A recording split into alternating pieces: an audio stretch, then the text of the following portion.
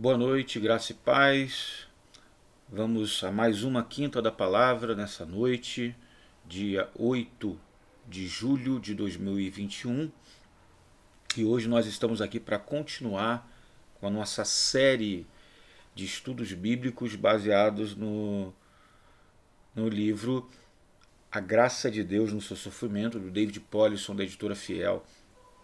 E é claro, na Palavra de Deus. Nós temos meditado sobre algumas mensagens sobre a questão do sofrimento e como que a graça de Deus nos alcança em meio às nossas dores, ao nosso luto, às nossas perdas. E nessa noite não será diferente. Eu queria que você abrisse aí o seu coração, estivesse orando por essa nossa reunião hoje, nosso encontro por esse meio de comunicação remoto, e que Deus possa falar muito ao nosso coração. Vamos orar e depois vamos cantar uma canção, adorar a Deus com um louvor que muito toca ao meu coração, um louvor que fala muito ao meu coração, e eu sei que vai falar o seu também. Vamos orar a Deus. Pai bendito, Deus poderoso, nós queremos te agradecer pela rica oportunidade de estarmos aqui. Pedimos que o Senhor nos ajude, nos abençoe, nos permita ter um tempo, ó Pai, edificante, significativo de meditação e reflexão na Tua Palavra. Abra o nosso entendimento, os nossos olhos, os nossos ouvidos, para nos brindar com tudo quanto o Senhor reservou para a gente hoje. Que o Teu Espírito nos ilumine e a Tua Palavra sirva de lâmpada para os nossos pés e luz para os nossos caminhos. Em nome de Jesus, eu oro pelo meu irmão e minha irmã, que tem, ó Pai, perdido entes queridos, perdido pessoas. Eu oro por aqueles que estão enfraquecidos na fé, que estão desanimados. Oro também por aqueles que estão enfermos, aqueles que têm buscado em oração por algum conhecido, algum parente, algum amigo que está passando por momentos difíceis. Eu oro, Senhor, por aqueles que estão fazendo o tratamento. Enfim, que as Tuas mãos poderosas continuem sobre nós, sobre a Tua igreja, e que nessa noite, Senhor, possamos, ó Deus, ser orientados mais uma vez, encorajados mais uma vez pela Tua Palavra, Senhor. Nós cremos na suficiência da Tua Palavra, por isso estamos aqui, unidos e reunidos, ainda que remotamente, para assim cultuarmos o Teu nome e ouvirmos da Tua voz. Fale conosco. Em nome de Jesus eu peço. Amém e amém. Vamos louvar a Deus, adorar ao Senhor com uma canção, e enquanto a gente ouve e vê esse clipe, que a gente possa estar agradecendo a Deus, adorando ao Senhor, louvando ao Senhor na beleza da sua santidade. Deus abençoe. Vamos adorar ao Senhor.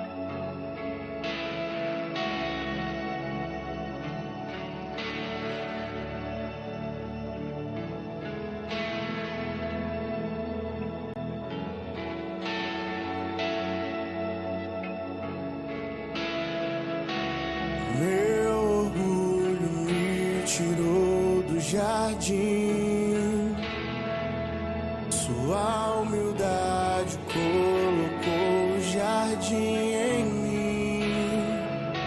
E se eu vender tudo que tenho em troca do amor, eu falharia.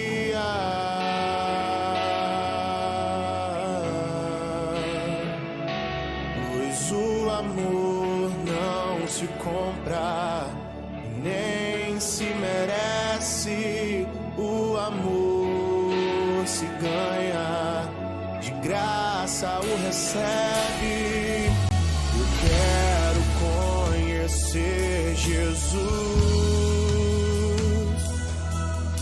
Eu quero conhecer Jesus.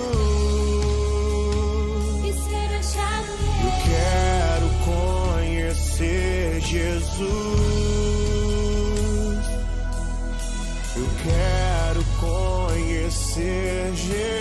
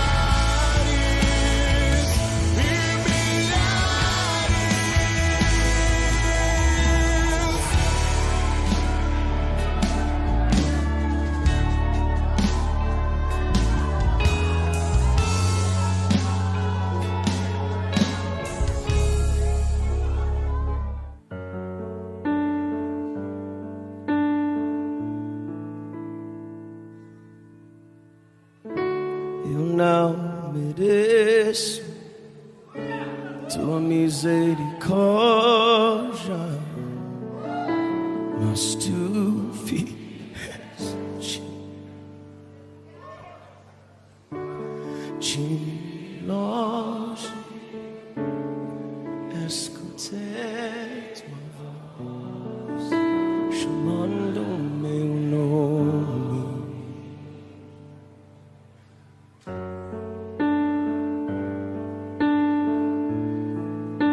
Deixou tudo o que tinhas para perdoar o mundo pecador.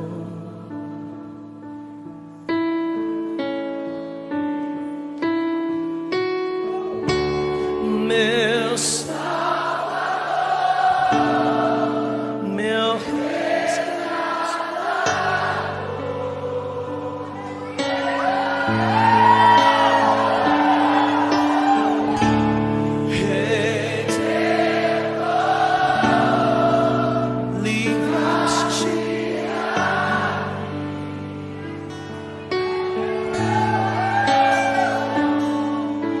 me prostro aos teus pés, minha vida te entrego, me prostro aos teus pés, minha vida te entrego.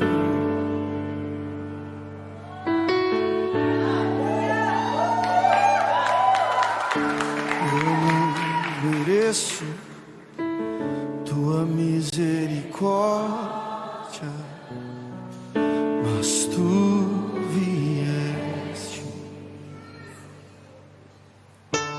de longe, eu escutei a tua voz chamando meu nome.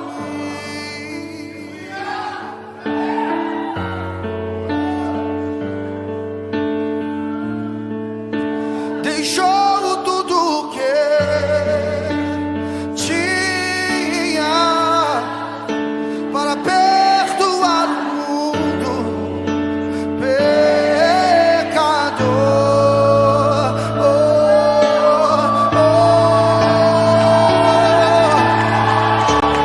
Meu Salvador, meu resgatador.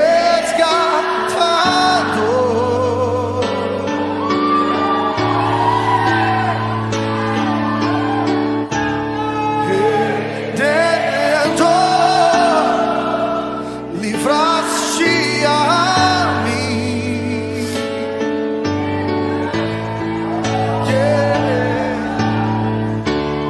meu Salvador, meu resgatador,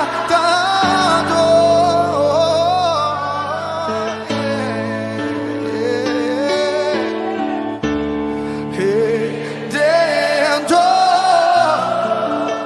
livraste a mim.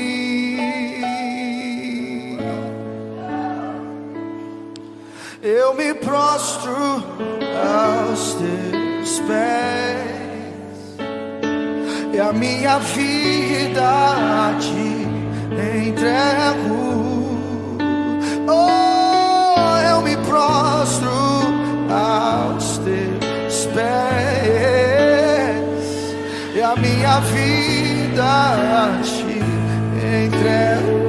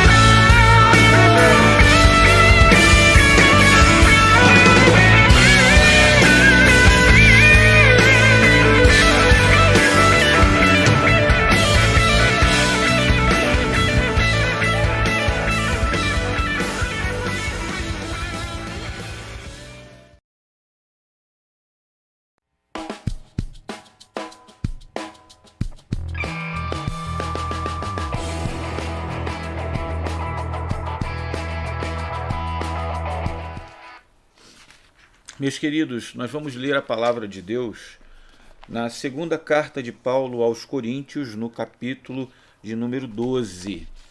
Tá?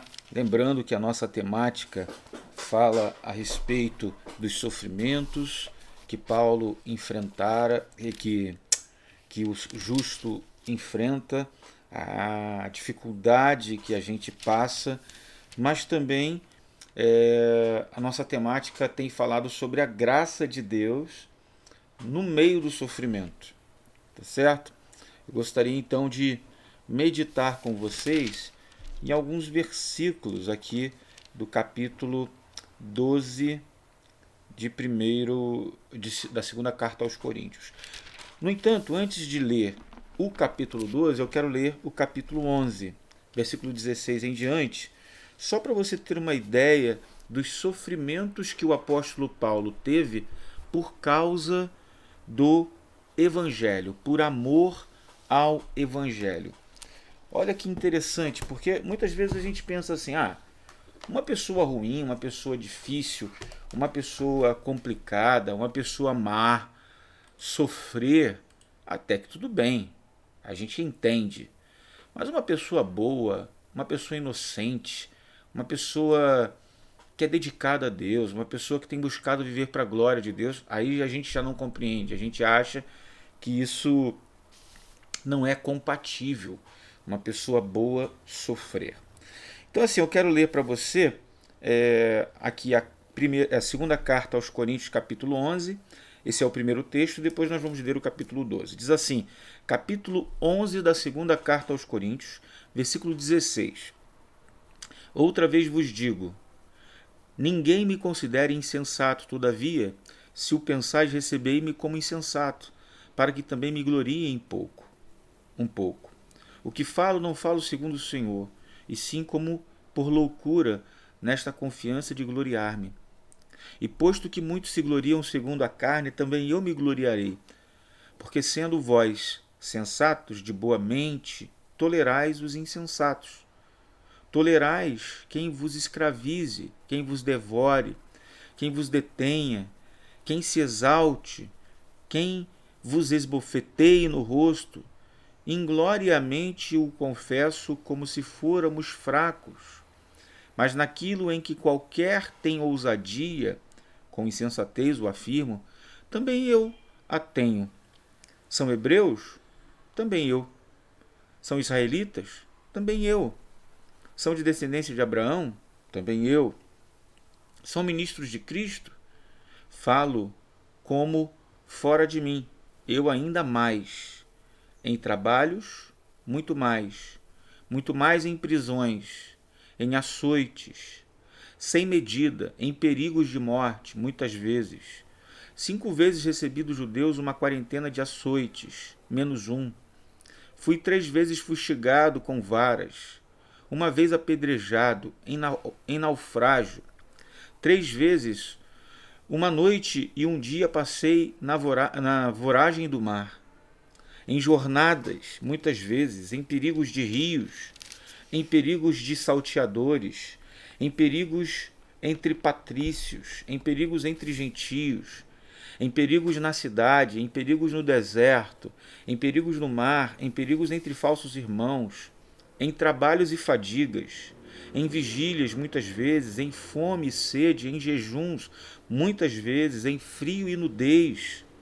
Além das coisas exteriores, há o que pesa sobre mim diariamente, a preocupação com todas as igrejas. Quem enfraquece, que também eu não enfraqueça. Quem se escandaliza, que eu não me inflame. Se tenho de gloriar-me, gloriar-me-ei no que diz respeito à minha fraqueza. O Deus e Pai do Senhor Jesus Cristo, que é eternamente bendito, sabe que não minto. Em Damasco, o governador preposto do rei Aretas montou guarda na cidade dos Damascenos para prender-me. Mas em grande cesto me desceram por uma janela da muralha abaixo e assim me livrei das suas mãos. Alguns versículos depois, capítulo 12, versículo 7, ele compartilha o seguinte: E para que não me ensoberbecesse com a grandeza das revelações, foi-me posto um espinho na carne, mensageiro de Satanás, para me esbofetear, a fim de que não me exalte. Por causa disto, 3 vezes pedi ao Senhor que o afastasse de mim. Então ele me disse: a minha graça te basta, porque a minha graça te basta, porque o poder se aperfeiçoa na fraqueza. De boa vontade, pois, mas me gloriarei nas fraquezas, para que sobre mim repouse o poder de Cristo. Pelo que sinto prazer nas fraquezas, nas injúrias, nas necessidades, nas perseguições, nas angústias, por amor de Cristo. Porque quando sou fraco, então é que sou forte. Amém. Eu queria mais uma vez ler os versículos 7 a 10, mas numa versão diferente, que é a versão da Bíblia Mensagem. Eu queria que você ouvisse mais uma vez esse texto do espinho da carne, mas numa outra versão. Por causa da grandiosidade daquelas revelações, para que eu não ficasse orgulhoso, recebi o dom de um obstáculo, que me mantém em contato permanente com as minhas limitações. O anjo de Satanás fez o melhor que pôde para me derrubar, mas o que conseguiu foi me pôr de joelhos. Sem chance que eu ande de nariz empinado e orgulhoso. No princípio, eu não pensava nele como um dom e pedi a Deus que o removesse. Repeti o pedido 3 vezes. Então ele me disse: minha graça é o bastante. É tudo de que você precisa. Minha força brota da sua fraqueza. Minha graça é o bastante. É tudo de que você precisa. Minha força brota da sua fraqueza.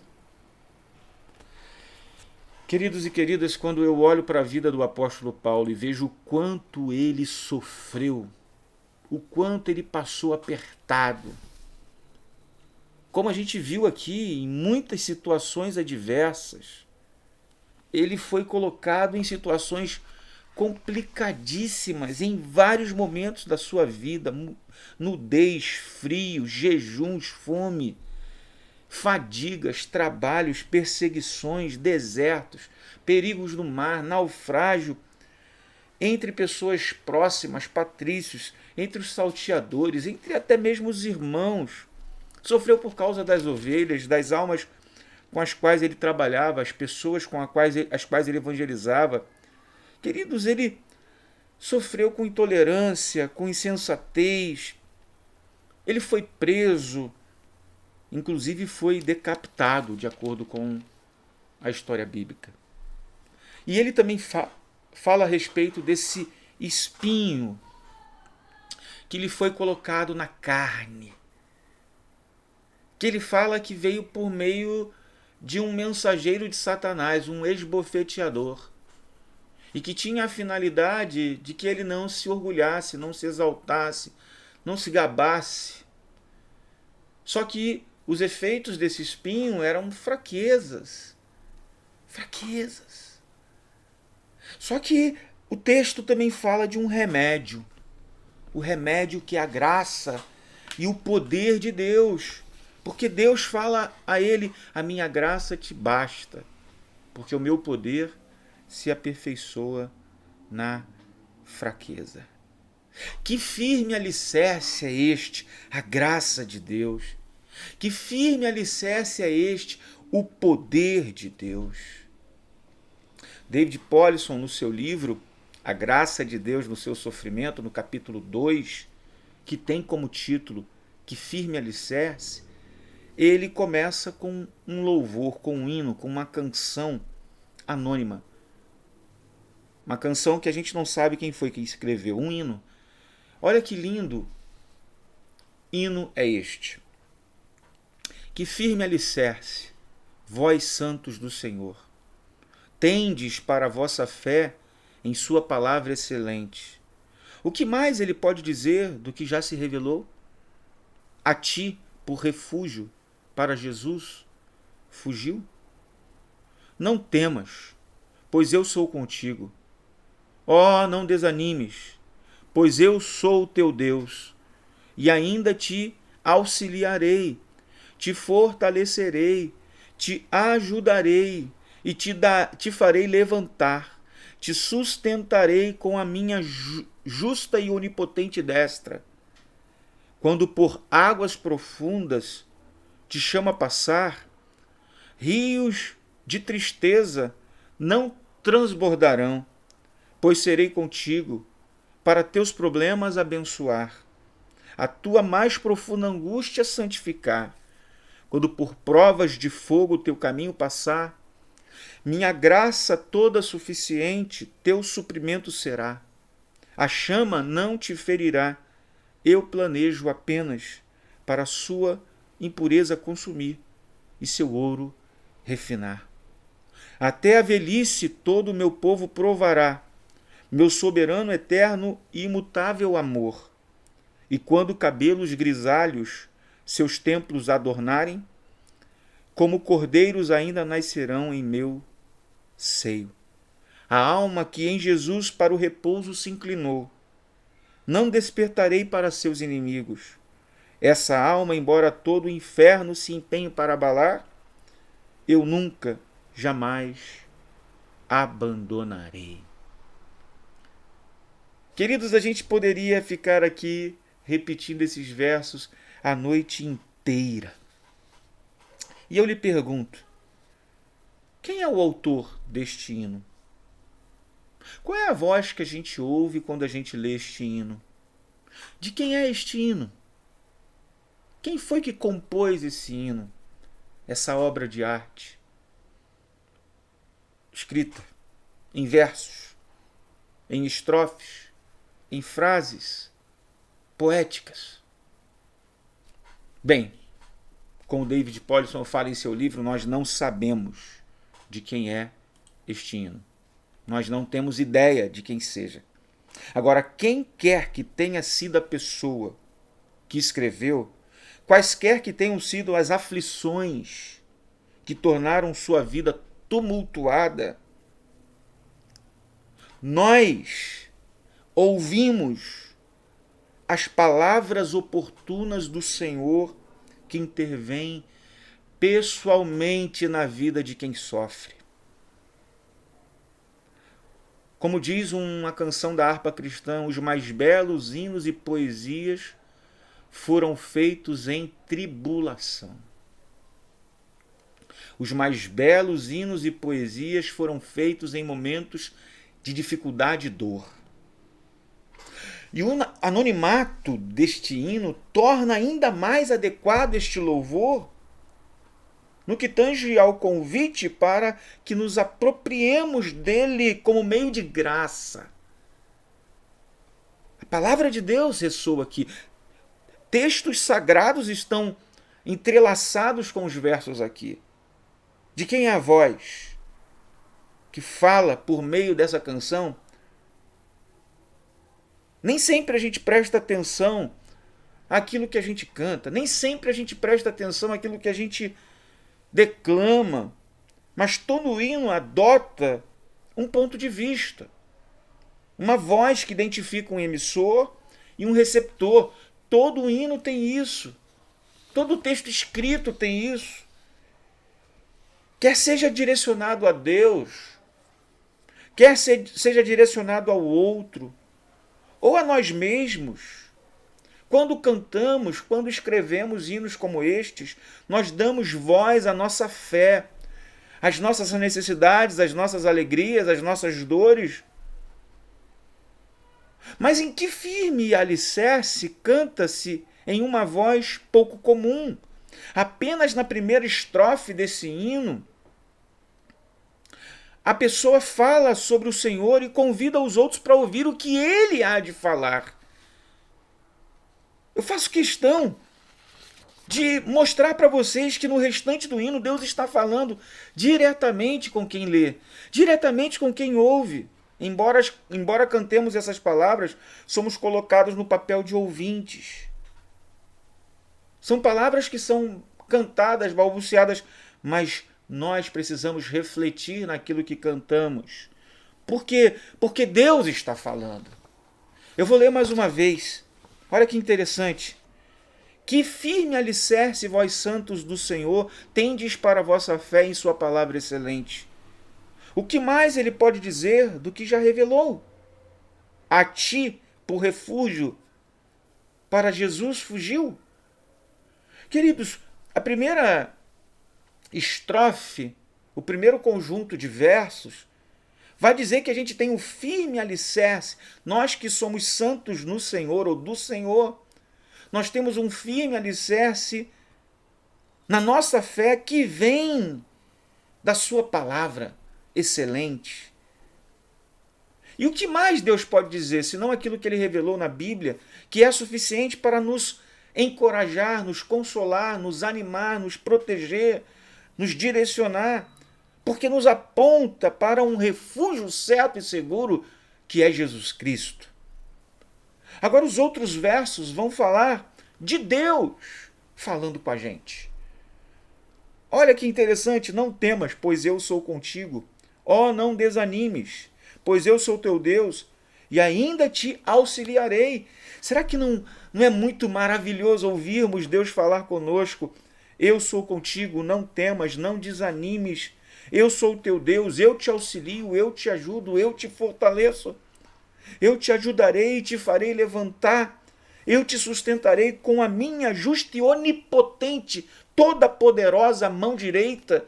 Eu te levantarei quando você estiver submergindo. Eu penso quando Pedro estava ali no barco, junto com os discípulos, naquela embarcação que estava agitada, o mar encapelado, o vento soprando, Jesus vem sobre as águas andando para até a presença dos discípulos ali naquele barco. E quando eles vêm, eles ficam apavorados, pensando ser um fantasma, mas Jesus diz: não temas, sou eu, sou Jesus. E então Pedro, se é tu que está falando, se é tu mesmo que está aí, deixa eu ir ter contigo sobre as águas. E Jesus disse: vem, caminha sobre as águas. E Pedro tira o pé do barco, põe o pé no mar e incrivelmente o mar se torna como um chão sólido e Pedro dá a primeira pegada, a segunda pegada, mas de repente os olhos de Pedro saem de sobre Jesus e ele passa a observar a tempestade tumultuada, o vendaval, o mar agitado, e quando isso acontece ele submerge. E quando ele submerge, o mais importante de todo esse texto e esse evento é que Jesus estende a sua mão e pega na mão de Pedro e o levanta. Você está entendendo o que Deus está dizendo?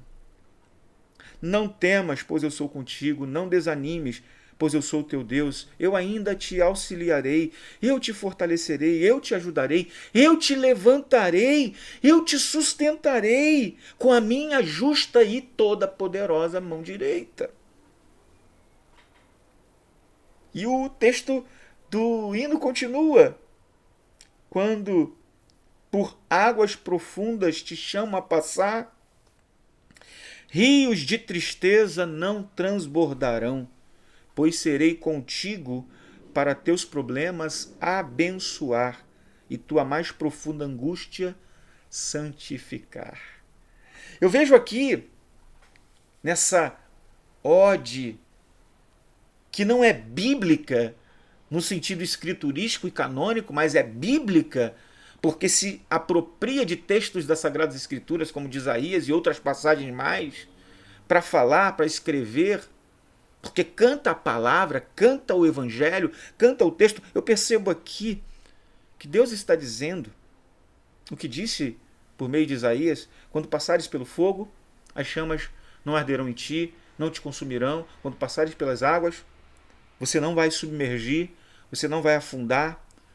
Às vezes ele nos chama a passar por águas profundas, rios de tristeza, Mas essas águas profundas, esses rios de tristeza não transbordarão.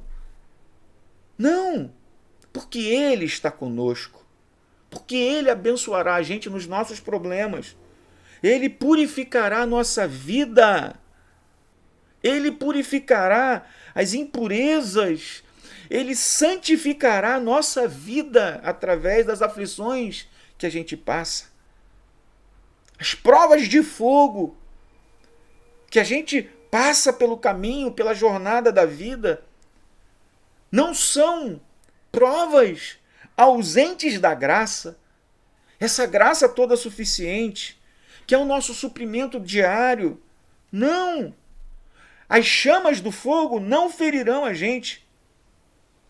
A única coisa que Deus planejou através das chamas de fogo é fazer com que as impurezas sejam consumidas e o ouro da nossa vida seja refinado pelo fogo da aflição. Deus tem bons propósitos. Bons propósitos. Até a velhice. Todo o meu povo passará, meu soberano, eterno, imutável amor. Eles provarão isso. E quando os cabelos grisalhos seus templos adornarem, como cordeiros ainda nascerão em meu peito. Queridos, o que a gente percebe aqui é que, biblicamente, Deus nos promete estar com a gente até o fim da nossa vida, nos sustentando, nos auxiliando, nos acalentando com o seu soberano amor, com a sua graça poderosa. Por quê? Porque a alma que em Jesus para repouso se inclinou não será desertada por Deus para seus inimigos. Você acha mesmo que Deus entregou Jó totalmente a Satanás sem que o observasse e sem que o limitasse? Não, irmãos. Ainda que Jó tenha passado pelo fogo do sofrimento, pelo vale da sombra da morte, pela aflição da enfermidade, pela perda dos seus entes queridos, pela perda dos seus amigos, da sua esposa, pela perda dos seus bens materiais, Deus estava com ele. Ele não estava totalmente no deserto. Ainda que o inferno se empenhe em abalar-nos, Deus jamais nos abandonará. É isso que a palavra de Deus está dizendo. É isso que Paulo ouviu da parte de Deus.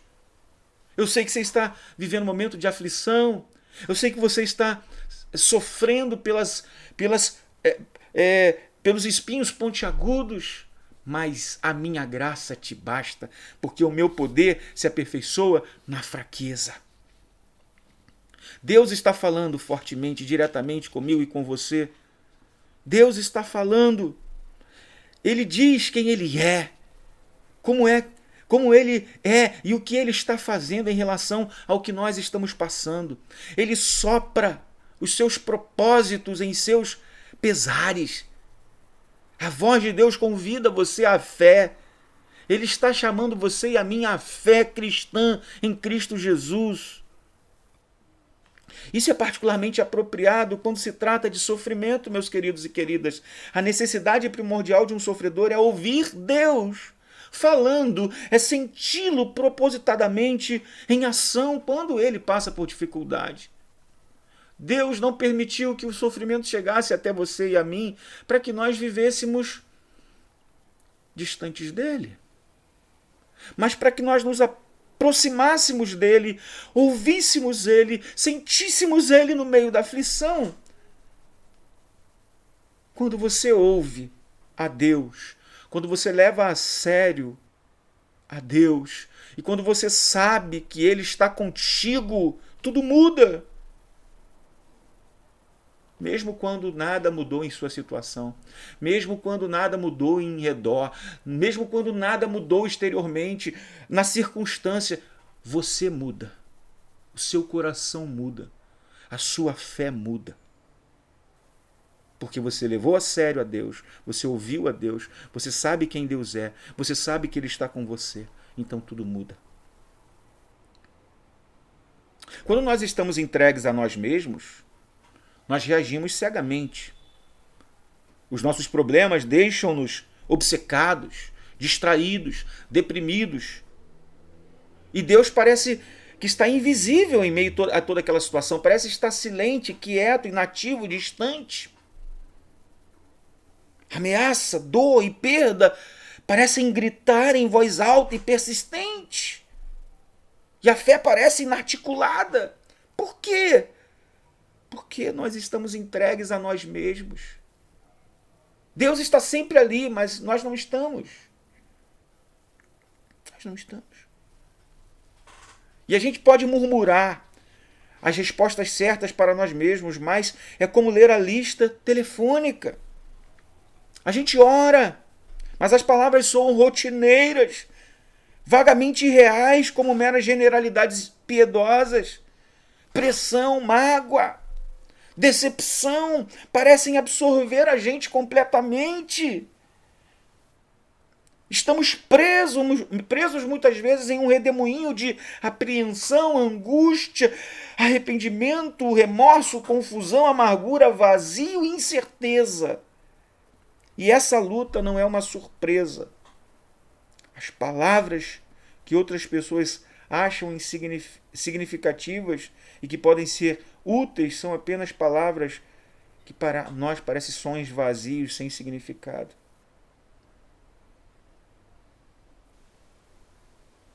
Parece que a gente está preso, escravizado. E tudo que a gente ouve, tudo que Deus fala, parece ser pisoteado.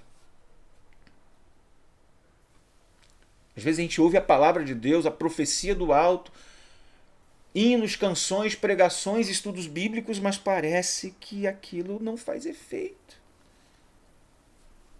Mas Deus é aquele que está empenhado em trabalhar para reverter a descendente espiral, aquilo que está descendo em direção à surdez e ao desespero, o sofrimento, a surdez, a cegueira das pessoas não desaparecem em um piscar de olhos, não. Quanto mais a voz e a mão de Deus nos alcançam em nossos tempos, o Espírito Santo trabalha de forma poderosa, de forma íntima, nesta era da nova criação, para comunicar as palavras, a presença, o amor de Deus em nossos corações. Deus está falando, Deus está agindo, o Espírito está trabalhando, como diz Isaías 40, versículo 27 a 31, que eu passo a ler para vocês. Eu sou o que primeiro disse a Sião, ei-los aí, ei-los aí, e a Jerusalém dou um mensageiro de boas novas. Quando eu olho, não há ninguém, nem mesmo entre eles há conselheiro a quem eu pergunte. Desculpa, eu li o texto errado. É Isaías 40, versículo 27 a 31.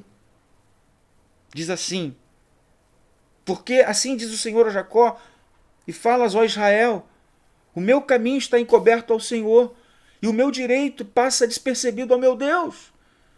Não sabes, não ouviste que o Eterno, o Senhor, o Criador dos fins da terra, nem se cansa, nem se fatiga? Não se pode esquadrinhar o seu entendimento, faz forte ao cansado, e multiplica as forças ao que não tem nenhum vigor. Os jovens se cansam e se fatigam, e os moços exaustos caem, mas os que esperam no Senhor renovarão as suas forças. Sobem com asas como águias, correm e não se cansam, caminham e não se fatigam. Se nós esperarmos no Senhor, eis aqui o princípio geral de que os crentes pacientes e que oram constantemente são abençoados por Deus com força para suportar as aflições e provações que eles passam na vida. O Senhor também espera que o seu povo seja paciente, também espera que o seu povo o aguarde e em sua vinda em glória no final para cumprir as promessas que ele fez ao povo. Queridos e queridas, o Senhor está falando conosco.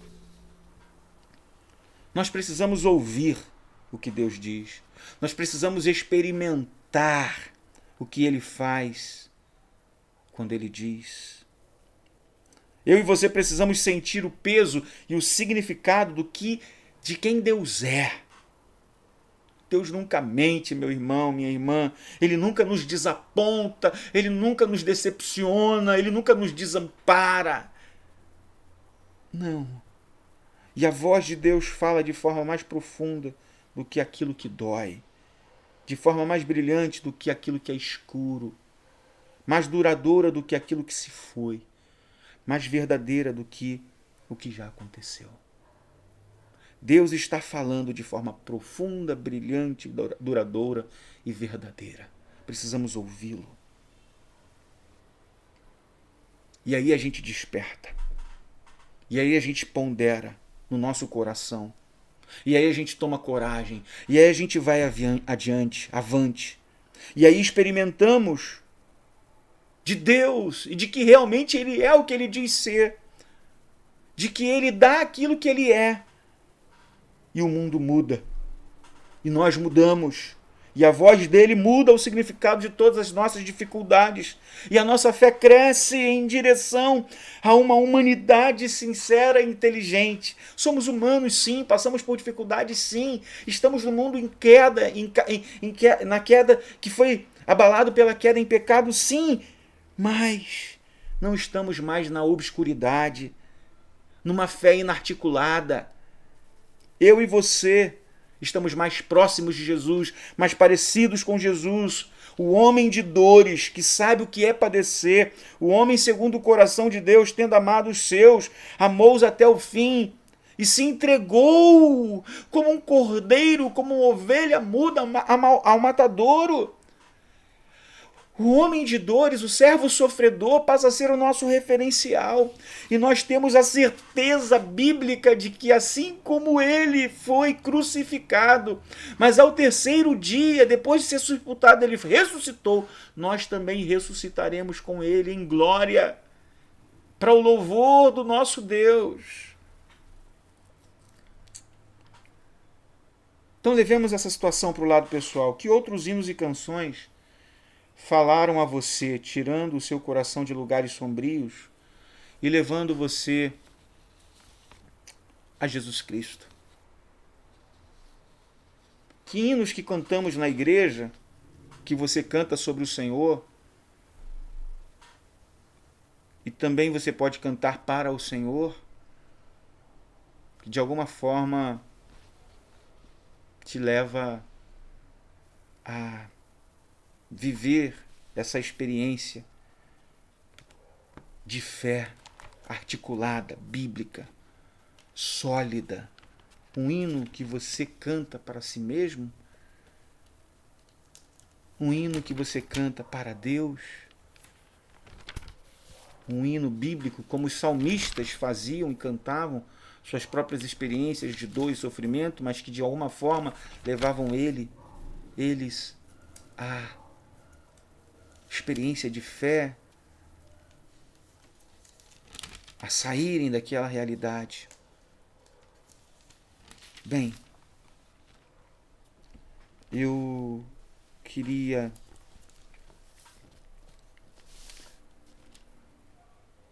terminar essa nossa conversa de hoje lembrando Romanos 8. Esse texto é um texto que para mim é muito maravilhoso. Maravilhoso. Romanos capítulo 8, que fala sobre as provas e a certeza do amor de Deus. Romanos 8, 31 em diante. Queria terminar com essas perguntas. Que diremos, pois, à vista destas coisas? Se Deus é por nós, quem será contra nós? Aquele que não poupou o seu próprio filho, antes por nós o entregou, porventura não nos dará graciosamente com ele todas as coisas? Quem intentará acusação contra os eleitos de Deus? É Deus quem os justifica. Quem os condenará? É Cristo quem morreu, ou antes, quem ressuscitou, o qual está à direita de Deus e também intercede por nós. Quem nos separará do amor de Cristo? Será tribulação? Ou angústia? Ou perseguição? Ou fome? Ou nudez? ou perigo, ou espada? Como está escrito, por amor de ti, somos entregues à morte o dia todo. Fomos considerados como ovelhas para o matadouro. Em todas essas coisas, porém, somos mais que vencedores por meio daquele que nos amou. Porque eu estou bem certo de que nem a morte, nem a vida, nem os anjos, nem os principados, nem as coisas do presente, nem do porvir, nem os poderes, nem a altura, nem a profundidade, nem qualquer outra criatura poderá separar-nos do amor de Deus que está em Cristo Jesus, nosso Senhor. A minha graça é o bastante. É tudo de que você precisa. A minha força brota da sua fraqueza. Nós temos aprendido que a graça de Deus, ela tem sido derramada em nosso sofrimento. E a graça de Deus é tudo de que você necessita, de que eu necessito. A nossa força brota da nossa fraqueza. Vamos orar. Querido Pai, muito obrigado pela Tua palavra. Te louvamos, Senhor, por esse momento precioso de reflexão no Evangelho sobre a questão do sofrimento e da graça do Senhor. Como o apóstolo Paulo aprendeu, que aprendamos também nesta noite, de que às vezes, ao passarmos por dificuldades, por sofrimentos pontiagudos, por incômodos, por desânimos, por lutas, nós, ó Deus eterno, oramos e às vezes não somos livres daquilo, mas aprendemos que a graça de Deus é tudo o que precisamos, é tudo o que necessitamos. E é na graça, no poder do Senhor que nós somos aperfeiçoados. Muito obrigado, Senhor, porque o Senhor nos brindou também com esse hino de louvor, essa canção anônima, mas que nos lembrou as verdades da Bíblia Sagrada acerca de quem o Senhor é e de tudo que o Senhor faz. De que o Senhor está conosco, passando conosco, na jornada desta vida, enquanto peregrinamos aqui, por todo e qualquer lugar que passemos. Pelos vales, pelo fogo, pelas águas, o Senhor está conosco. O Senhor nunca nos desampara. O Senhor nunca nos decepciona. Muito obrigado por tudo isso, Senhor. Abençoe os teus servos e servas, a todas as nossas famílias, Senhor. Sê conosco. É o que nós te pedimos. Por graça, por favor. Amém. Amém. Deus abençoe a sua vida. Daqui a um pouquinho teremos a nossa reunião de oração. Enviaremos o link. E eu peço a você que esteja participando. A gente tem visto e percebido uma queda na participação na reunião de oração. Às vezes eu tenho conseguido participar também, às vezes não, mas orar é algo muito importante, extremamente relevante para a nossa vida espiritual. A gente não pode descansar de orar. A oração é a respiração da alma. Então eu encorajo você a entrar agora, logo depois da Quinta da Palavra, na reunião de oração, no link que vai ser enviado para você, em nome de Jesus, para que junto com a comunidade, junto com os nossos irmãos presbíteros que estarão dirigindo, possamos estar orando ao Senhor e nos fortalecendo na fé. Deus abençoe. Fique com essa canção e a gente vai despedir os irmãos como a gente sempre faz. Um grande abraço. Fique com Deus. Paz.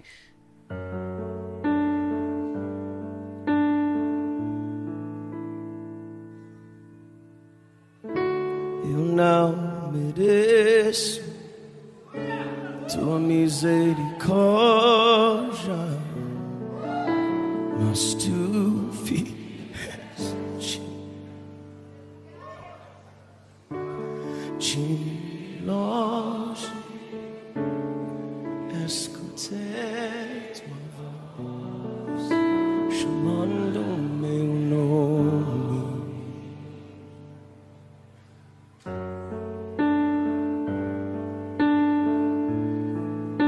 Deixou tudo o que tinhas para perdoar o mundo pecador.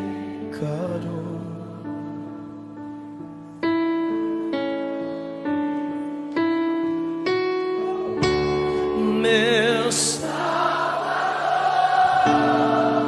meu